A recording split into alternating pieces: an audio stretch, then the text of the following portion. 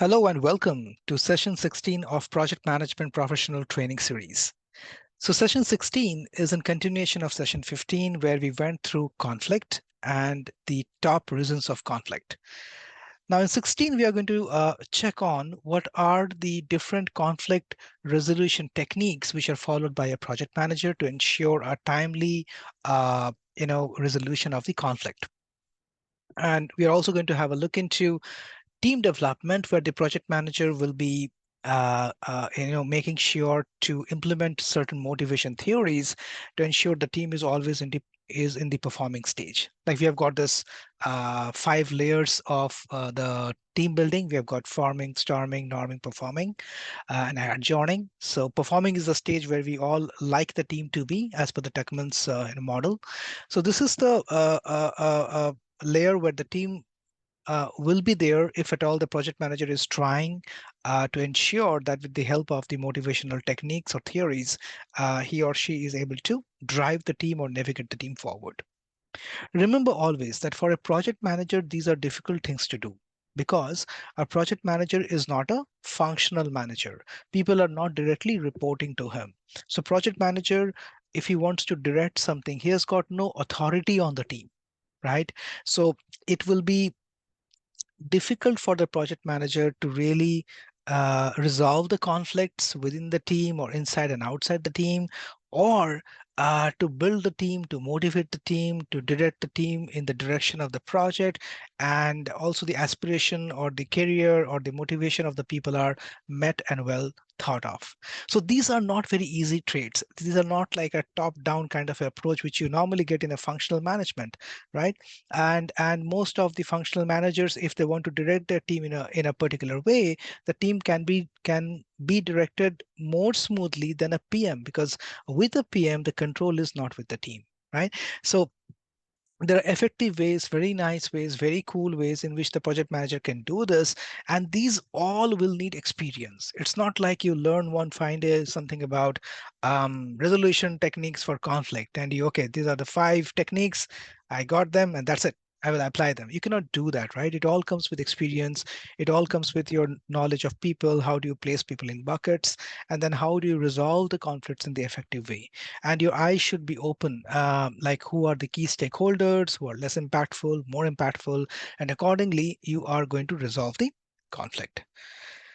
Okay, when we come to the resolution of conflict, we have got 5 very like techniques which are used heavily and effectively by the PMs. And these are the techniques which have been used over time again and again, and which ensures that these techniques are going to resolve the conflicts at a particular situation or at a case. So all this techniques can't be used at one shot at for one use case. And again, neither of these techniques will be effective if you are going to use them for a certain different kind of use case. So the 5 techniques are withdrawal or avoid. Then we have got smooth or accommodate. Then we have got the compromise or reconcile. We have got the force or direct. And finally, we have got the collaborate or the problem solving. Now, one by one, if I go into them, I mean, as per the English words there, they also give you a lot of insight what these techniques are, right? So let's talk about the first one, withdraw and avoid. Now, this technique is when the project manager is going to withdraw from the conflict. He or she will not be engaged in resolving the conflict. They will just walk away. Okay. And when is this going to work out? When the conflict is at a very low level, when the stakes are low, when the when the disagreements are at a very bottom level.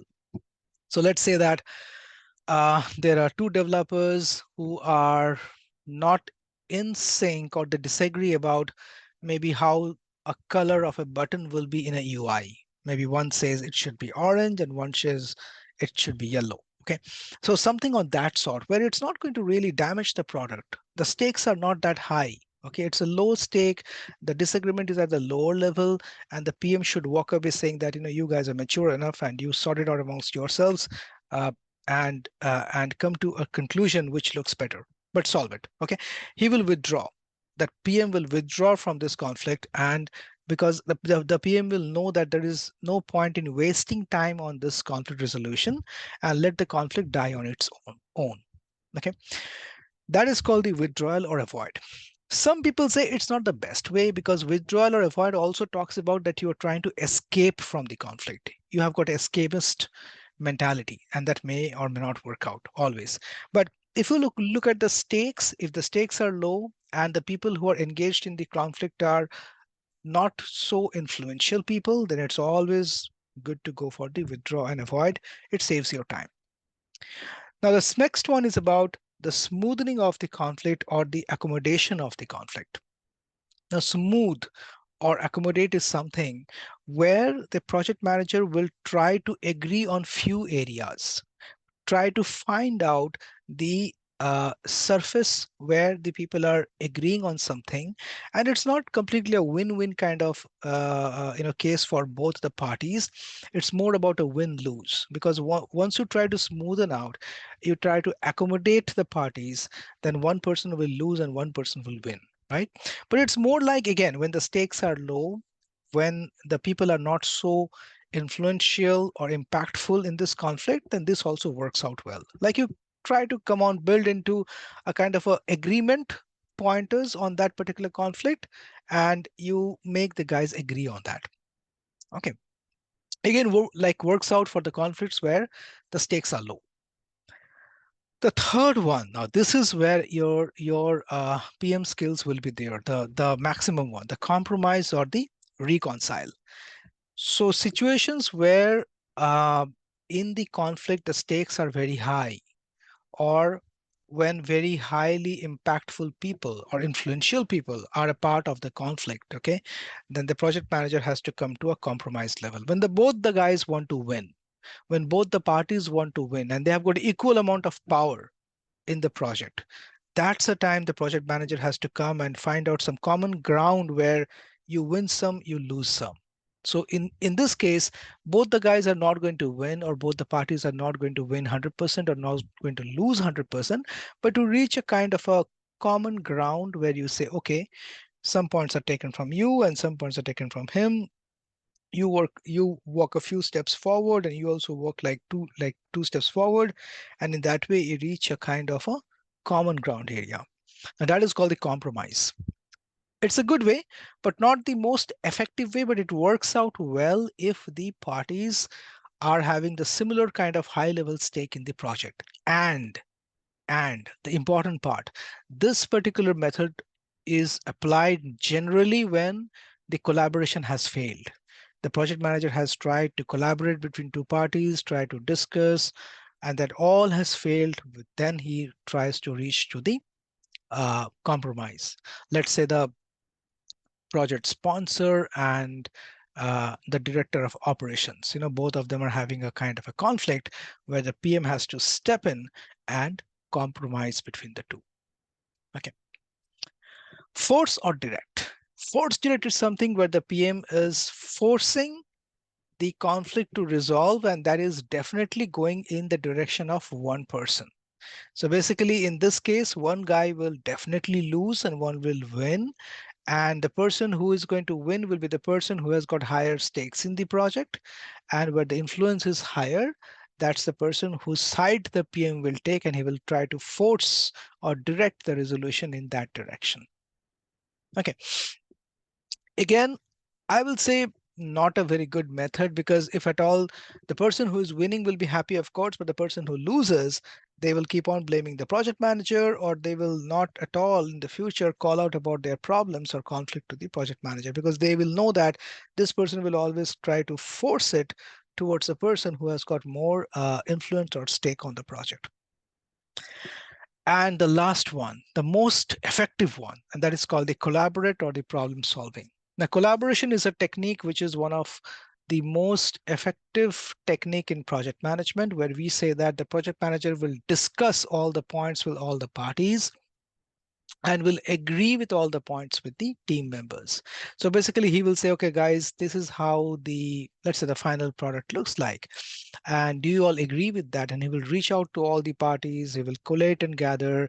He will not go on any direction. He will build a team consensus, agreement of the entire stakeholder on that particular point, and then he will resolve the conflict. Now, how does he do that?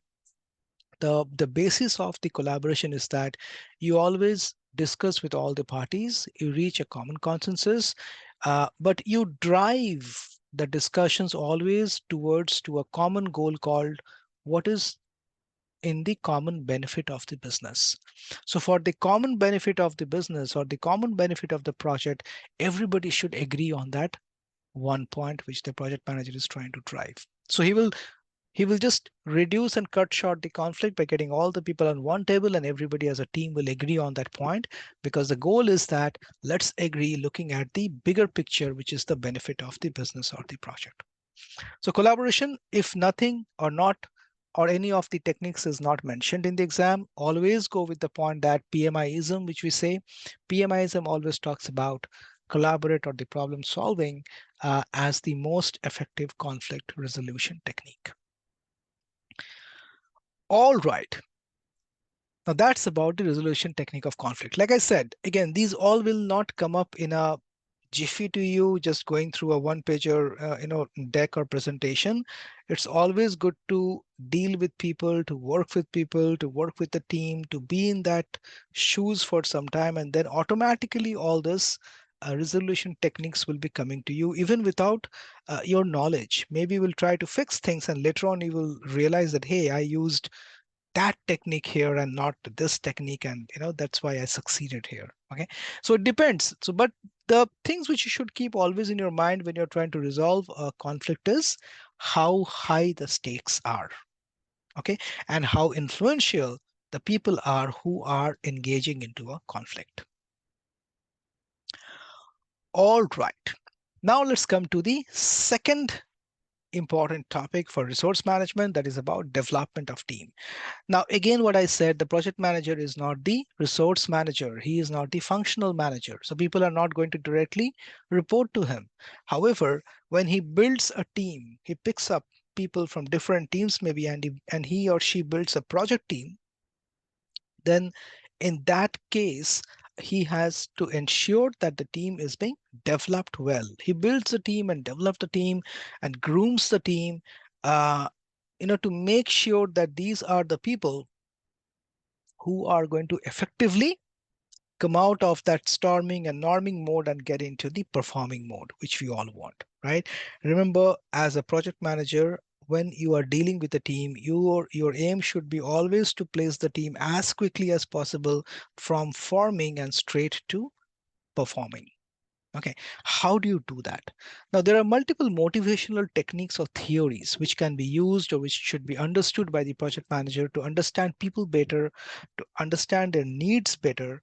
And if you understand the people better, their needs better, then and only then you will be able to motivate them or channelize to the correct direction.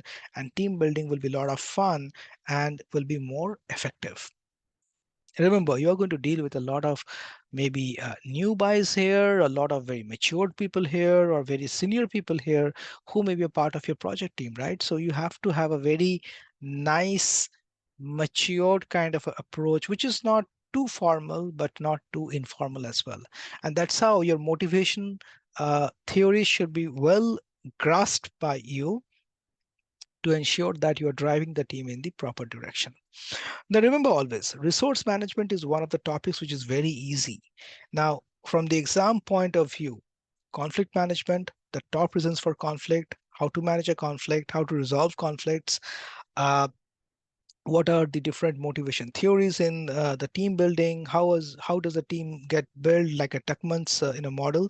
If all this you know, and it's very easy, like you go through the chapter like probably once or twice or make some small notes, you will know them. They are the easily pluckable questions in the exam. They will really save a lot of time of yours and give you more time or more saving time when you are getting in for more uh, you know difficult or complex kind of questions. Okay. So the first motivation theory, okay, we are going to deal here with few of them. Let's see how many are there. The first one is McGregor's theory of X and Y. Now, again, these are the multiple theories. I'm giving only one slide. I will not talk like too much about them, only about the top high level points. I will encourage you to go through your textbook to go through these theories. The questions in the exam will be very plain and simple. Some of them will be pretty direct as well. You just have to know which theory talks about what and what is the inner meaning of them, and you will be able to crack all the questions. Theory X says that managers, these guys like feel that the people, they need to be watched every minute as the employees are incapable. They cannot do any work on their own. So they believe in micromanagement. Okay, that's the theory X. And theory Y believes that people are willing to work without supervision and can be working in self-propelled mode or self-direction mode. Okay. Now, again, if it is not mentioned in the exam, always believe or always go with the assumption that the exam is talking about theory Y. Theory Y is a PMIism, okay, where managers believe that people are working as self-directed, they are self-motivated, they do not need a micromanagement, and they are working in a self-supervision mode. Okay. Maslow's hierarchy of needs, very important. Okay.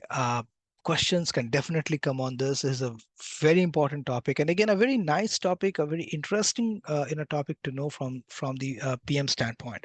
Now, when we talk about needs of a human being, okay, we think about, there are a lot many needs, right? Like money is there, name is there, somebody needs power, and so on and so forth, right? But Maslow is the person who divided the human needs in different stages, and he said that the need will increase, or you will go only to the next level of need when your first level is met. Okay, so he described a pyramid, and he said that on the bottom layer of the pyramid is our physiological needs, the basic needs, food, clothing, shelter. Okay, that is the most basic need that we are looking for. Okay, we are looking for the needs to survive. Once the physiological needs are met, our next need in the pyramid will be our safety needs. We're looking for employment, a job. We are looking for security in finances, health, and so on. Okay. So basically, first part is food, shelter, clothing. The second part is security in terms of finance, employment, so on. Third one is when you get all this, then you are going for a social need. Okay, you're looking for connections in society, you're looking for bonding, looking for family, and all that needs. Right. Once your social needs are met, then you are looking for self-esteem needs. You're looking for recognition, looking for achievements, okay, and so on. And once your esteem needs are met, they are looking for the most final bucket of the need, which is the final layer, that's called self-actualization, where you are feeling the need to fulfill your own potential. See, each one of us, like one of us has got a lot of inner strength or potential, right? And the final need is that can we convert that potential into reality? Okay, we want to tap that potential and ensure we bring out the maximum powerhouse from that potential. That's the final need when you say that actualization, or you have realized what your actual power is. Okay, but this goes in order. And also it said that the first two or three needs, like the physiological and the safety needs, in fact the social needs also, these are the kind of needs which is very basic needs. Okay, once you are met with the basic needs, then you go for the high end needs, which is esteem and self actualization. Now if you know this, you will be able to address it, right? You're hiring a person, probably you have to watch out for what is the need of the person, which rung he is. Is he looking for more recognition, more authority, or is he in the final rung where he is in the realization of his potential, right? So that's a very very nice chart which has been developed by Maslow and can be used in any organization where we are just doing a mental map or the visualization of the need of a person. The third one is McClelland's theory of needs. So these all looks like a lot of theory, right? But they are very easy theories. It's always must to know them all. And it's very easy. Just go through them once or twice. You will know what they're talking about, because I would like you to fetch 100% marks on the exam when it comes to the resource management. So McClelland's theory of needs say that people are generally motivated by one of the three needs. And what are those three needs? They are achievement, affiliation, and power. Achievement means that you have to give this person, let's say, a challenging piece of work, but which is doable, which is like not beyond his means and effort and skill, which is doable, but it's challenging. These kind of the people will um, like to be recognized. Affiliation is something where the person works more with the team. Okay, his group work, his teamwork comes out, and these kind of the guys are motivated when they are into some kind of cooperation kind of a mode with the entire team. Power is the one where the person is having the skill to manage a team, a social power kind of stuff, and not actually a personal power. And these kind of the people can be given the authority to manage people. Okay, so these are the one of the three needs. It can be a combination as well, but definitely any which one will be needed by the people. So if you see a person is down in your team, they are not motivated enough, or they are not doing the work, though they have got the skills, you might want to understand and gauge what the person needs. Does he need a more challenging and complex piece of the program or the project to ensure they can really push the throttle and they get the job done and then they will be recognized, or something else is there? It's important because if your team is not highly motivated, like when we are looking into a HPE team or highly performing team, okay, then that point of time, if your HPT is or can only be achievable if the team is highly motivated. See, everybody who is getting a salary, they will be doing their 9 to 5 job, right? I mean, they will be doing whatever is given to them on the plate. But people who are actually motivated very highly, they will be working beyond their job borderlines. They will be they are willing to invest more time, willing to deliver more than they are being given, because they are driven by this needs which we are talking about. So you have to understand what kind of a need the person has got. It's not always about money. So remember that. It's sometimes more about kind of the opportunity he or she is getting for more career growth, kind of the recognition, and so on and so forth. And the fourth one is Herzberg's two-factor theory of motivation. So Herzberg has said that there are two factors which motivate people, which motivate the workforce people. Number one is called the hygiene factors, and number two is the motivating agents. Now, hygiene factors, they don't really motivate people, but if you lower down the hygiene factors, then they are definitely going to demotivate people. So hygiene factors are like your conditions at the workplace, how good is the office, the temperature control system, the security system, the cafeteria, the internet, the Wi-Fi, that all comes into picture, right? So working conditions, basically. Your salary, okay, how much is it? Is it at par with the market or below the market, and so on? Relationships at work, okay, with your peers, with your people at a level higher than you or below than you, so on, right? So these conditions, if they go down, if they take a downward trend, then definitely it's going to demotivate the people. But if you increase these conditions, okay, it is not necessary, it will increase the motivation of the person. Now look at that, the salary is also a part of the hygiene factor. You cannot keep on increasing the salary and keep on increasing the motivation of a person. Okay, it's not having a linear kind of relation between a salary and the motivation. It will, to some extent, it will motivate. If it goes down, then definitely it will demotivate. But it's not like something you make it 10x and the person is like motivated 10x, right? So important stuff. Now, then what are the motivating agents? What are the things which normally motivate people? that is responsibility. If you give more responsibility to a person, if you show the path of professional growth to a person or place the person on a professional growth pedal, and finally, if you recognize the person, okay, positively for his or her all the contributions in a dignified way, in a nice way, these all are going to be increasing the motivation of the person. And that will definitely uh, enhance your team to a HPT or a high performance team. Okay. So that's the fourth one. And that's all about the motivation factors and what we spoke about the conflict resolution techniques. Let's have a quick wrap up. So we have seen there are 5 conflict resolution techniques, of which collaboration or problem solving is the most preferred one. Okay, go through them again, couple of them, and try to understand in detail, which are the use cases on which you can apply. Especially know that uh, when the stakes are low, then what is good to apply? When the stakes are high, then what's good to apply?